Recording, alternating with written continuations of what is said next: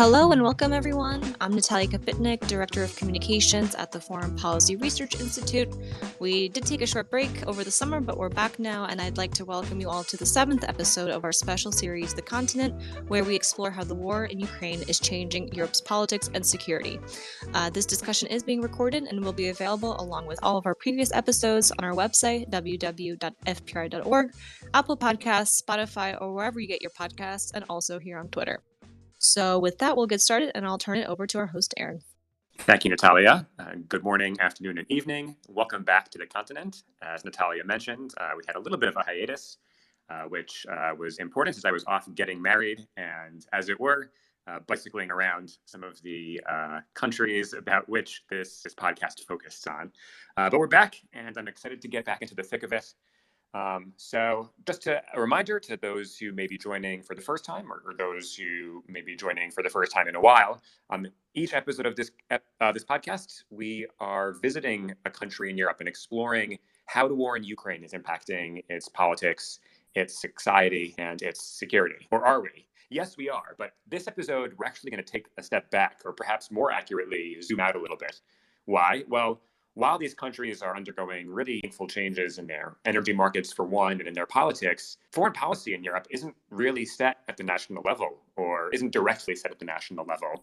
Today, we're going to focus on the EU and some of the really big questions now, sanctions policy, among other things, how the Bloc is responding to energy challenges, security challenges, and how some of these institutional prerogatives, how they differ from the challenges that individual countries and leaders are facing. So with that said, I want to introduce an old colleague and an old friend, Charles Lichfield. Charles, I'll turn it over to you. To get us started, can you tell us a little bit about yourself, your affiliation, and what kinds of issues you look at? Hello, Aaron. Congratulations on getting married. We are indeed old colleagues. We used to work together at the political risk firm Eurasia Group. Neither of us do now. I worked on the Europe team back then, and Aaron was working on Russia and Eurasia. I'm now based in BC, where I was born. As you can't hear from my accent, I grew up in Europe. But I'm back here working for the Atlantic Council in the Geoeconomic Center. So between my time at Eurasia Group and where I am now, I went back to university to become an economist. I always had this slightly frustrating feeling, perhaps, that I lacked technical expertise. There was a fork in the road between becoming a lawyer and becoming an economist. And for some reason, I went for the least trodden path, at least for a former linguist like myself, and became an economist. So now I have the privilege of looking at economic statecraft, I guess, using economic policy to achieve foreign policy goals. And what's nice is that I get to use some of my former political risk baggage in the process. But I'm not exclusively focusing on Europe anymore. I do a lot of work on what the US is doing. And I also look at Russia. A long time ago, I studied Russian. And during my MSc in economics, I tried to rekindle that by writing a dissertation on Russian monetary policy. This was 2 years ago, and somehow it came in very useful earlier this year. With that exhaustive background and fascinating background at that one, I want to lead off with a question I hope isn't too stupid, but I want to ask it for me, not even on behalf of anyone. There are a lot of institutions in the EU constellation.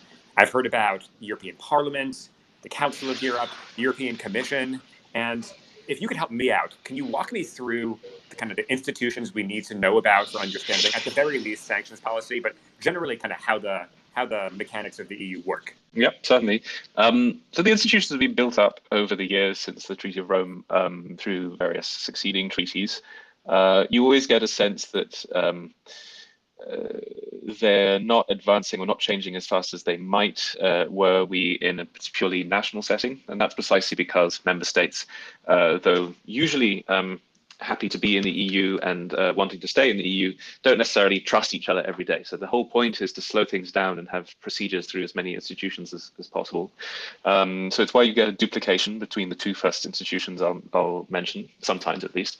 European Commission, everyone will have heard of. European Commission does a lot of the day-to-day work of the EU. It's the body with the biggest staff, about 25 to 30,000, I believe. That's headed by Ursula von der Leyen, the German lady, who's a former German minister under Merkel. They do the day-to-day work in that they look at what is going on in Europe, try to work out what's in Europe's interest, make proposals on what legislation should come through, what should be reformed, and put it to the two other institutions that you might have heard of that actually have the legislating power. So while the Commission does a lot of the work and has a lot of the sort of policy wonks, the nerds who can look at the data, try to work out whether EU law is working and think about proposals, it doesn't actually have the power to change the legislation. That has to be looked at by two other institutions. One represents the 27 member states, that's the Council, and one represents the people of Europe, that's the Parliament. The Council historically was a bit more powerful than the Parliament that was set up in the 70s, so quite 20 years into the European integration process. The Council is the body that brings together the heads of state and government and the ministers for their negotiations. They meet regularly. It's not just those big summits where familiar faces turn up and there are these big motorcades running through Brussels. It is also done by by thematic groups where the ministers of the respective countries come together. They look at what's coming through from the Commission and disagree on it, debate about it. They can also send proposals back to the Commission on what they want to work on. The Council also has a rotating presidency. Every 6 months, a new member state takes on that presidency. So they have some influence over the agenda of every meeting, and the meeting is presided by the minister or the head of state and government from that country. But because this is a rather complicated process and you need a kind of staff to police and adjudicate what's going on, the Council also is quite big, and it has about 3,000 to 4,000 full-time staff working. And finally, you have the Parliament, which used to be less powerful, but now actually is on an equal footing with the Council, with the member states. So that has about 750, I think, MEPs elected by the electorates in Europe, and it has its own body of staff working on all the legislation. So the Commission proposes and does all the sort of nerdy work of working out what's going on in Europe and tries to sort of work out what the proposal should be, work out the detail of the agenda, helps with drafting, but it's the Council and the Parliament that actually vote and decide what legislation goes through. And you made a slight mistake at being, if I may say so, Erin, by talking about the Council of Europe, which is not actually part of the EU institutions. Something else that was set up in the post-World War II environment where we were trying to bring Europe together. It's a much larger body that works on sort of democracy promotion, human rights. It includes a lot of countries that don't really follow those values. So for Russia, for instance, is still a member of the Council of Europe, but it's not as powerful as the EU. And while it's an important body, it's not something that I don't think we'll be discussing today in the context of sanctions. It is, however, the body that oversees the ECHR, so the European Court of Human Rights, which does have some power over the courts in member states of the Council of Europe, not the EU.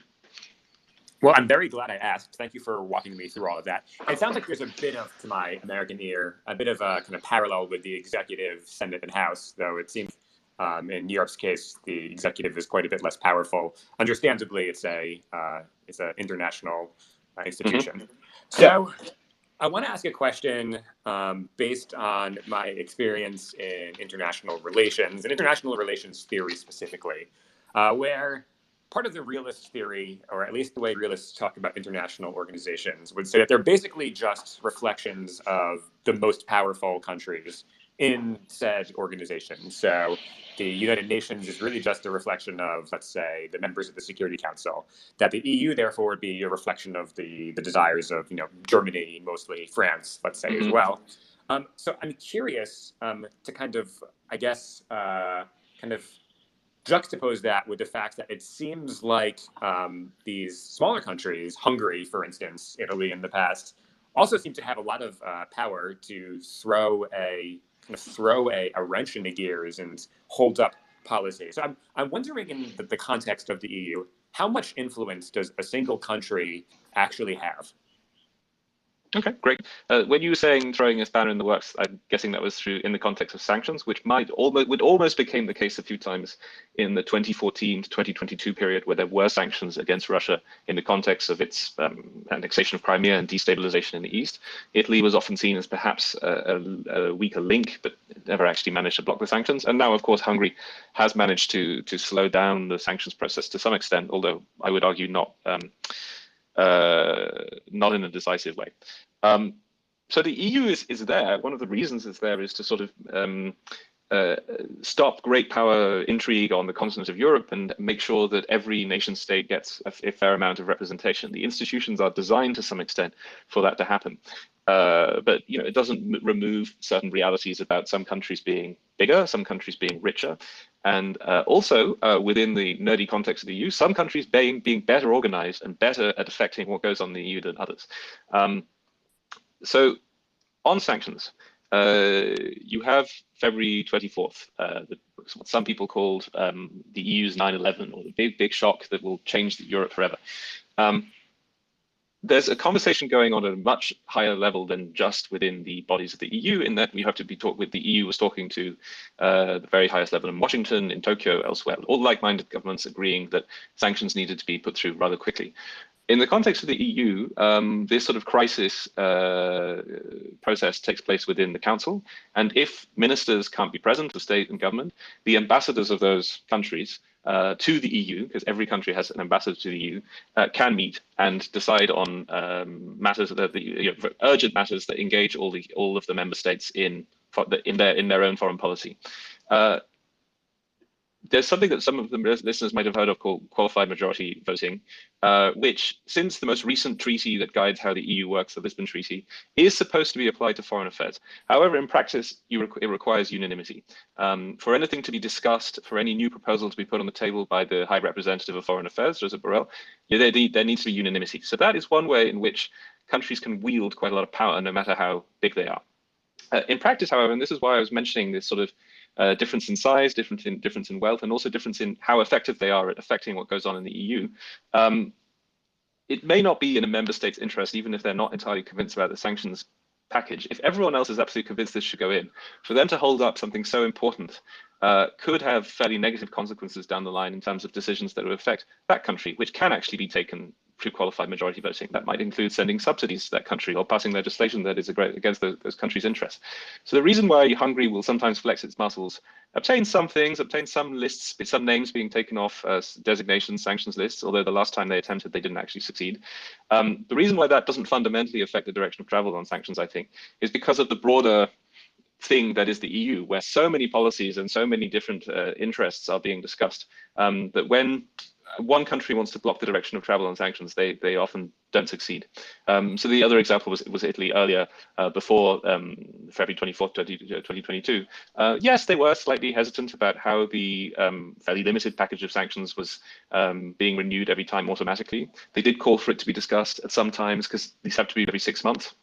They did call for it to be discussed at a higher level than the routine ambassadors meeting, but in the end, they didn't really oppose it.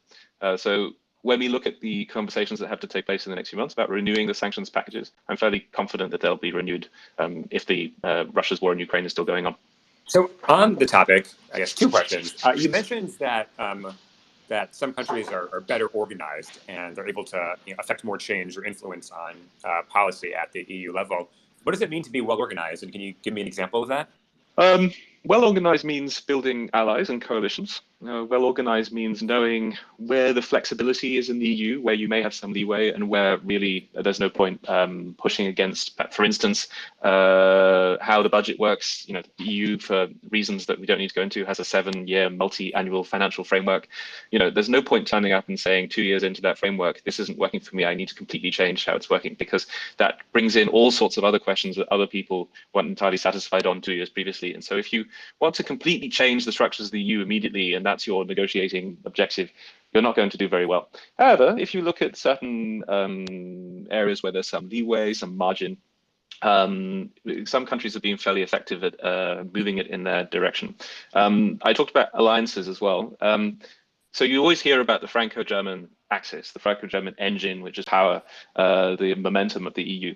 This is true, and you often get complaints from other national capitals that they don't get the sort of hearing when France and Germany are aligned. And the opposite is sometimes heard, i.e. when France and Germany don't agree, the smaller or other countries complain that, well, France and Germany aren't aligned, so nothing's really happening. So there's a bit of a catch-22 there. The way smaller countries manage to organize themselves and get heard is through alliances on thematic issues. There are broader sort of ways of dividing the EU, like north and south, east and west, which play out sometimes on particular issues, i.e. on spending more generously, and the idea that the EU should be able to borrow collectively in times of crisis, for instance, during COVID. the cliche is that countries further to the north are a bit more frugal and skeptical of this. Countries in the south do want to be assisted. There's a sort of east and west families on foreign policy, i.e. the further east you go, the more hawkish you might be on Russia. This is true, but what's actually interesting is to see on issues that aren't sort of headline news, you also see coalitions being built up. So, for instance, once the UK left the EU, there was this fear that the UK's influence in making the EU very pro-trade, very pro-open markets, trying to do trade deals with whoever possible, and also within the EU, opening national markets to competition. There was a fear that this sort of prerogative or priority the UK had in pushing for this agenda would go, and therefore the French and German would push things in another direction. But actually, you've seen a collective of countries that believe in free trade more than they do in sort of regulation, working together to make sure that that agenda is kept on. There have been all sorts of funny names that people have found to dub this alliance. So because it includes things as far and wide as Ireland and Estonia, including the Netherlands as well, and the countries in Scandinavia, one of the names they've come up with is the New Hanseatic League. But you also see other ad hoc policy proposals. So the Dutch and the Spanish have managed to find agreements on where they think defense spending should go, when usually the Dutch and the Spanish see eye to eye. So a country that's well organized can spot where there is alignment with other countries and push out policy proposals, sometimes just with their prime ministers putting out a proposal on what should happen and co-signing it, and then making sure they're coordinated in votes at the council, making sure that their MEPs are in on the agenda. That's what a well-organized country will do. A less well-organized country will come to the table with proposals that aren't realistic, with bad timing, and not build alliances, annoy people. That's a country that's poorly organized. Understood. And the Dutch and Spanish not seeing eye to eye. That's a time-honored tradition between soccer and, I guess, military history, back to yes, back to Renaissance. This is exactly why these funny names like Habsburg Europe and New Hanseatic League come up, because the alliances shift depending on the issue. So you have to keep coming up with new terms. So reaching into history is one way to do that. On this general topic, and I was going to ask you about sanctions policy, and I'm still going to do that, but also wanted to ask you about, we talked about countries. I want to ask about individual players like Ursula von der Leyen. Does a weighty figure within the institution actually have the ability to affect policy? I mean, it seems like her statements are taken pretty seriously. So what's the balance? So, I mean, the EU has not sorted out the fact that it has sort of two people who diplomatically and at international summits are on a head of state level. So when you watch people arriving at a G7 or a G20, both Ursula von der Leyen, President of the Commission, and Charles Michel, the Belgian President of the Council, turn up, sometimes separately, sometimes together. Some remember this slight incident when they went to see Erdogan together, and there was only a special chair next to Erdogan for one of them. Usually there's a chair for both of them right at the top level. The EU hasn't really sorted this out. Some people suggest that they should, but basically it's not urgent. Why is Ursula von der Leyen important when the Commission is sort of the nerdier side of the executive branch that you would see in the US? Doesn't really have the power to legislate on its own, but it does do all the grunt work of writing the drafts, working out if there's overlap, if there's duplication with other legislation. They also have the data. They have the body of evidence of what's working. So that is ultimately what makes the Commission powerful. The additional staff, the additional expertise where all these things are housed, a lot of agencies that are monitoring whether regulations are being applied properly. That's all housed within the Commission. Sometimes the Council and the Parliament delegate back to the Commission new powers for it to enforce particular things that are being brought in. So, for instance, the new recovery fund that was brought in during COVID to allow countries to recover faster, meaning that after the financial crisis, the EU didn't have the right instruments to inject money into the system to recover as fast as the US. They tried not to make a mistake again. This, I think everyone would agree, has given new powers to the Commission in allocating recovery funds to particular projects, grants and loans to particular investment projects, especially in Italy, given it was one of the worst affected by the pandemic. So as the EU grows and acquires new powers, new influence, quite often things are sort of delegated back to the Commission just because that's where the expertise is housed. And because Ursula von der Leyen is right at the top of that institution, she is important. She's also the one who got to make the speech this morning, in fact, to Parliament called the State of the EU, complete sort of copy of the State of the Union speech that the President makes. You might expect the Council President to make that, but just because of the weight of the Commission, it makes sense for her to make it to the Parliament rather than the Council President, because he's ultimately supposed to be adjudicating the debates between between the member states on what they want policy priorities to be. So some council presidents, and this role hasn't existed for as long, it's only existed since 2009, I believe. Some council presidents have been a bit more sort of political and present, but the role is really supposed to be sort of facilitating debate between powerful, stubborn heads of state, whereas the Commission President oversees the overall policy work of the EU, and therefore is ultimately probably a bit more powerful. So let's talk about policy work and turn towards the sanctions question. So first, on an institutional level, how are sanctions made? How are they enforced at the EU level? And then let's talk about the current sanctions regime against Russia. I guess we can go back to 2014 on that, but especially as it concerns the war now, have there been evolutions in the sanctions regime? How are they changing? Are they getting stricter? I've heard with sanctions, you're either getting harsher or getting weaker. There's no stagnation there. So yeah, first on the institutional note, how are sanctions made? And then what's the latest with Russia? Okay, so on the institutional note, this is where the council actually really is in the driving seat. Sanctions, and we got used to it in 2014 when Russia annexed Crimea and then destabilized or covertly sent troops into the Donbass. The EU moved, I think everyone would argue, a bit too slowly back then because they were waiting every single time for another summit of member state heads of state and government from the member states. This is because the EU at that stage was mainly a regulatory body that was a big powerhouse, a very, very powerful actor on trade and regulation within the EU, trade within the whole world and regulation within the EU. Wasn't really used to doing foreign policy stuff. But since there was absolutely no scenario where any European member state was going to send troops to calm the situation in Ukraine back in 2014. Sanctions already then were seen as the only instrument, or one of the only instruments that could be used.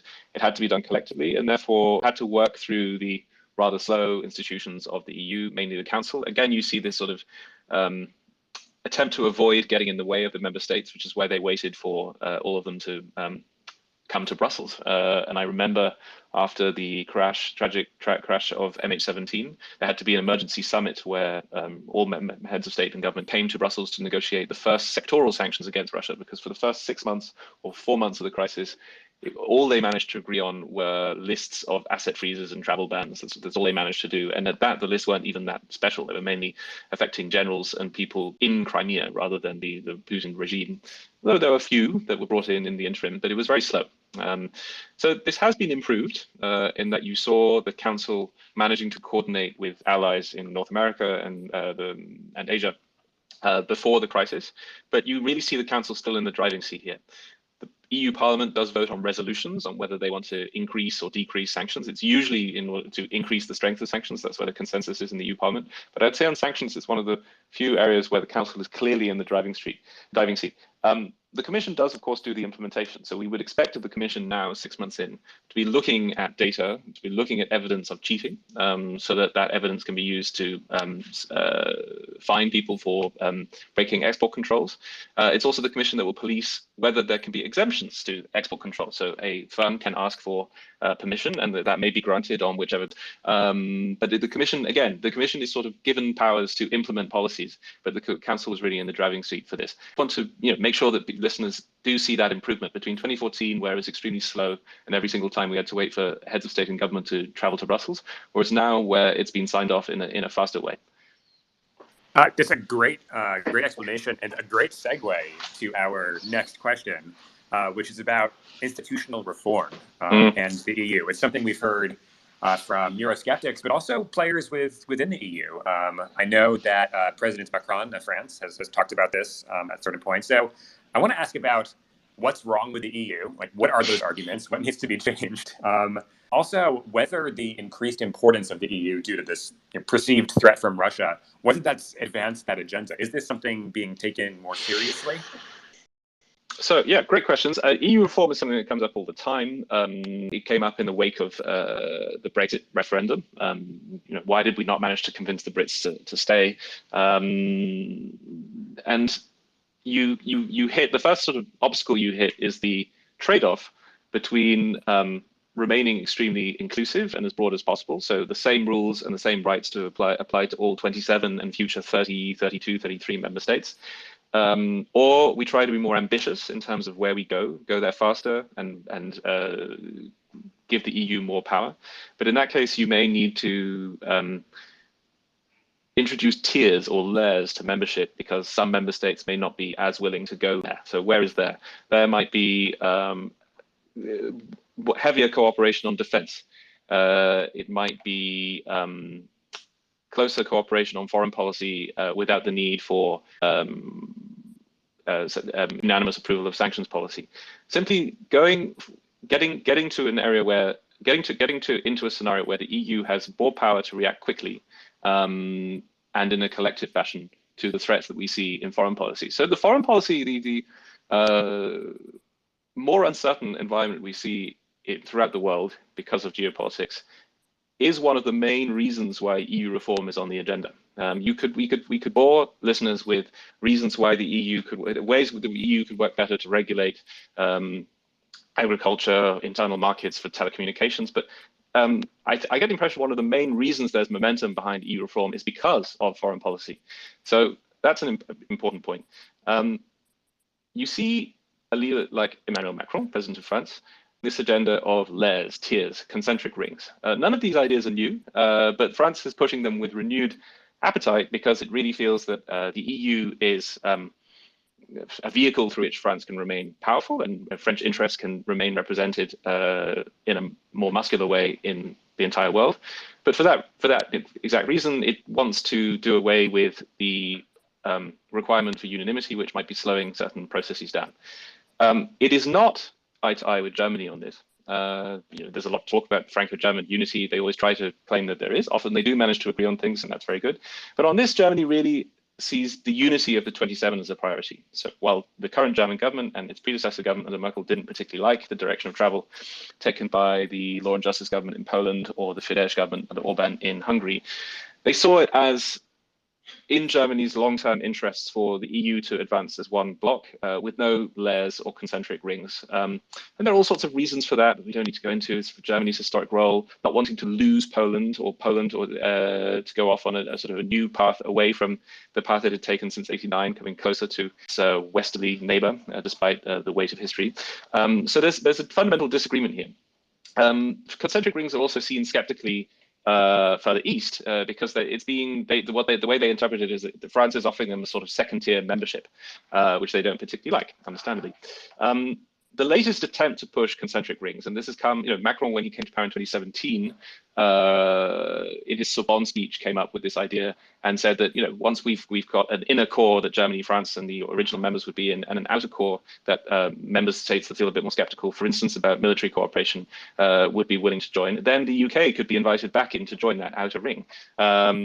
So he said that way back in 2017, and now he's brought it in a new context. I think he's understood that the likes of Poland and Hungary don't like the idea of second-tier membership. So now he's advancing the outer core as something that both could be offered to the UK, but also to Ukraine. There are many reasons why there's skepticism of Ukraine joining quickly. I mentioned before that the EU is there and member states are happy to be members of it, but it doesn't mean they fundamentally trust each other, which is why you have all these boring processes, and the EU is essentially a body of law. It works because the treaties are applied. It doesn't work on the basis of trust. It works on the basis of the rules being applied. And there's a feeling that Ukraine is not ready to be part of an institution that works that way.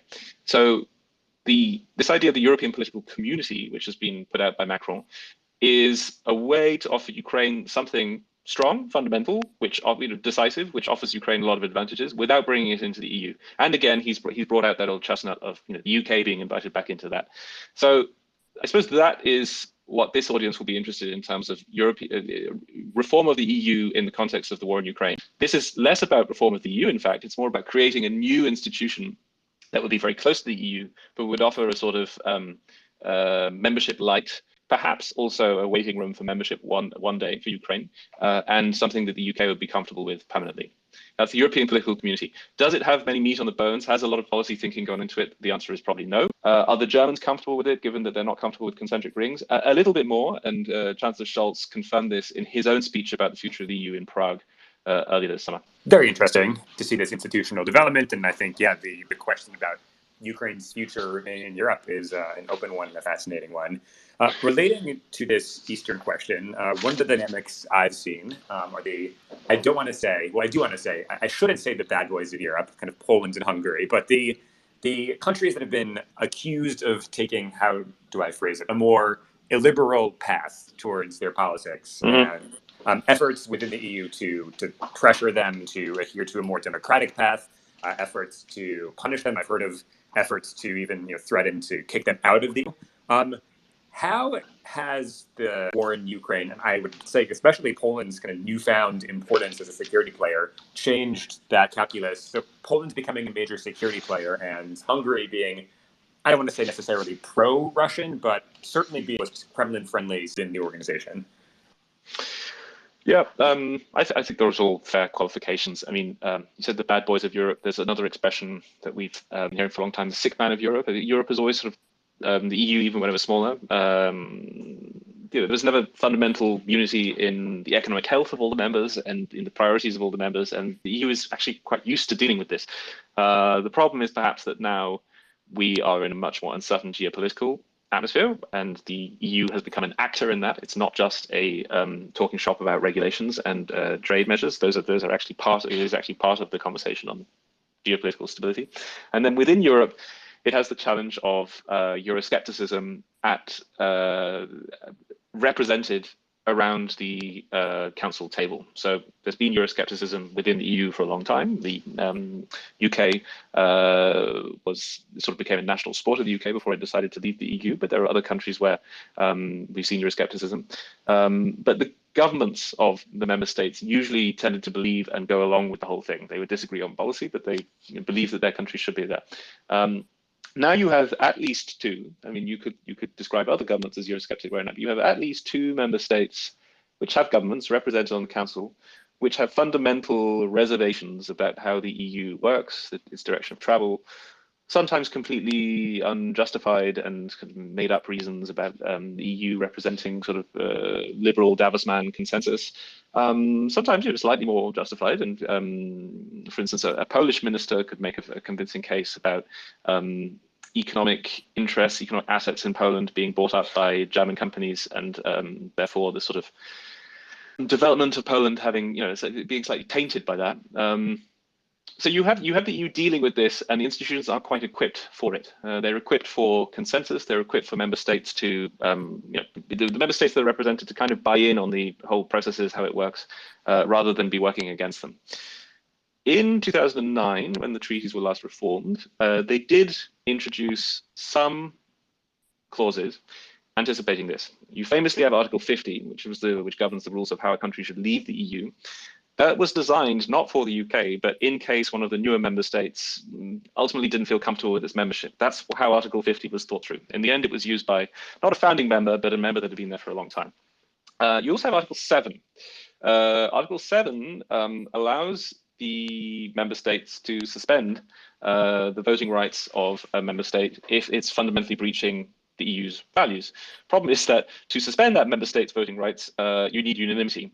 So that member state itself doesn't vote in this particular vote, but if it has just one ally in this question, then it doesn't happen. So Poland and Hungary, since I think 2017, have been blocking Article 7 procedures against each other, protecting each other rather from Article 7. So the EU has come up with alternative ways to deal with this, like infringement procedures and suspension of cohesion funds, which Poland and Hungary have contested the EU's own court, the ECJ, but they've lost. So we are approaching slowly a situation where some of their funds are not being dispersed because they are fundamentally breaching EU principles. Just to give listeners a few examples, Poland is stuffing its constitutional court with, the Polish government rather is stuffing its constitutional court with sympathetic judges and using sort of weird arbitrary rules to retire the judges that were there before. We could go through all the infringements that have been noticed in Hungary, mainly to do with cronyism and giving funds to friends of the regime. So the EU is coming up with these means to discipline, shall we say, countries that aren't following the fundamental values. And the war in Ukraine has obviously diverted attention, but it hasn't stopped all of these. So it has sometimes pushed them into the long grass, and decisions have been taken slightly later than they otherwise would have been had there not been a war. This is especially the case with Poland, because you rightly mentioned that Poland is so important to the effort in helping Ukraine that it is sometimes just a bit too awkward and would probably be a bit silly to start a spat right in the middle of the crisis. But these procedures haven't gone away. And I think the central scenario for anyone looking at this is that Some cohesion funds will be withdrawn, will be withheld within the next year in an effort to bring these countries back into compliance with fundamental European values. Well, we've visited Poland before in one of our, I think it was our second episode, which was a great conversation. So please, if you're listening, check out that episode if you haven't heard it already. And spoiler alert, Hungary's still ahead. We're gonna stop by and learn about what's going on there. But let's, for now, turn to our last question, as we talked about the security environment in Poland, and a topic I've heard about and read about for a long time: the prospect of an EU army. There's some really interesting political economy concerns, and among other things, and as my interested in military hardware, the EU operates, I want to say, 6 or 7 different main battle tanks, and that, as far as a defense consideration, it keeps people employed in different countries. But as far as being an effective military, that means you have to have different maintenance procedures, different training procedures. It's confusing, and I've heard talk that, hey, maybe if there was a more unified military, we could finally be a serious security player. America wouldn't have to defend Europe. XYZ, this kind of bright, shiny future where Europe is a serious security actor. Is there any chance of that happening? Are we seeing any steps towards that? Is that realistic at all? What are your thoughts? So EU Army, those two words together, are a very convenient headline usually for people who are against it. And it's been used in the UK press and also in the press by governments in newer member states in Central Europe. The fundamental answer is no. There's no realistic scenario where we build an EU army in the following decades. There isn't the willingness to do it. The EU as an institution isn't interested, and the member states. Most member states of the EU are members of NATO, and that is seen as a much more effective vehicle institution for defense cooperation. And it also includes the US and Canada, which is handy. You actually hit the nail on the head in your question. You already pointed at where the necessary reform is, where the necessary effort is, and that is in procurement. That's where I think there is a margin for the EU to improve, make itself more relevant, make itself useful. It's not just about making the EU relevant in every area of policy just for the sake of becoming more relevant, more powerful. It's about where it can be helpful, and I think it really can be. Trying to harmonize the production of weaponry and buy collectively. So this was seen for a long time as a sort of backdoor into collective borrowing by the EU, by defense procurement. In the end, it happened because of the COVID pandemic, and we managed to get the recovery fund through. But I think in the long term, the recovery fund is supposed to be a one-off after the pandemic. We'll see if that's actually the case. But in the long term, I think the EU can play a very important role in procurement of arms, weaponry, and also funding the research and development for it. And that's something that I think most member states will be comfortable with. It will increase the interoperability of national armies, and I think that would be a very good thing. We do also operate, we're talking in a context of having a US administration that's very pro-European, very committed to NATO. This will not always be the case necessarily. Already in late 2016, when Trump was elected, there were fears that the US may not, but the American commitment to NATO may not be strong enough to serve as a deterrent. In the end, that wasn't tested. And I think despite everything President Trump said, the fundamental commitment to the US to Article 5 or an attack on one as an attack on all, that never really came into question. He did use the fact that defense spending by individual European member states was not high enough to put them under pressure first of all, to question how much the US is spending on Europe's defense and to put them under some pressure. We currently have an administration that's committed to NATO. Who knows what will happen after 2024? So I think the question of deepening cooperation on defense within Europe, but not using NATO and using some alternative is relevant. The EU isn't fundamentally equipped to be it because that's not what it was built to do. We've come back to all the sort of problems to do with its processes and the fact that it's basically, a regulatory machine. Some member states just aren't interested or see their interests fundamentally represented through NATO, want to avoid unnecessary duplication. Won't get a coalition of all 27 and the future member states to support more efforts on European defense for the EU. So I think the answer is the EU becomes an actor on procurement and research and development for defense. And then you find a coalition of the willing among what I think would be a majority of member states, just not all of them, on furthering European defense, cooperating, joint training, joint defense scenarios should Europe's defenses be tested, and should the US not be there in future to protect Europe. I think that is very important, but it has to take place through an ad hoc coalition. It won't take place through the EU. And so my answer to there being, whether there's going to be an EU army within 2 decades is no. Do you have time for one more bonus question? I do. I think we'd be remiss not to talk about energy, and we don't need to talk the details and the kind of the very diverse mosaic of considerations that have to do with this question now. But the bottom line is that Russia has essentially turned off energy exports, or to a large part, turned off energy exports to Europe. And this is affecting different countries differently. Some countries are more dependent on Russian imports of energy, some are less. But wanted to ask you, especially in light of the fact that energy prices across Europe have skyrocketed, this means problems for national governments, at risk of being voted out. Is the EU responding to this as a bloc at all, or is this more of a question for individual countries? The EU is responding to this as a bloc, and this is a good example of how the EU's relevance is growing in sectors that it wasn't really active in before.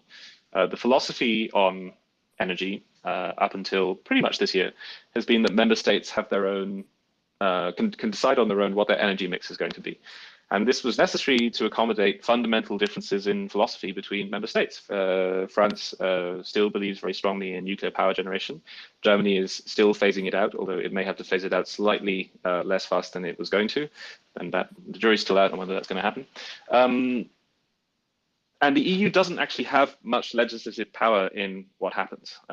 Before this crisis, there were conversations on the transition to renewable energy generation, and the EU did have some input into what was qualified or classified as renewable and what was not. But that was more to do with sort of the EU's regulatory agenda and how it sort of tallies how green its production is compared to other countries, and that would inform trade negotiations. It's power in exactly how power is. It's power in deciding how power is generated, who gets it, where it's sent, which industries have priority in case of shortages, is pretty much zero.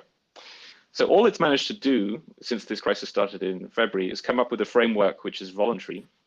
In the case of an acute crisis, could see the EU accompany member states as they decide which parts of energy intensive production to shut down temporarily.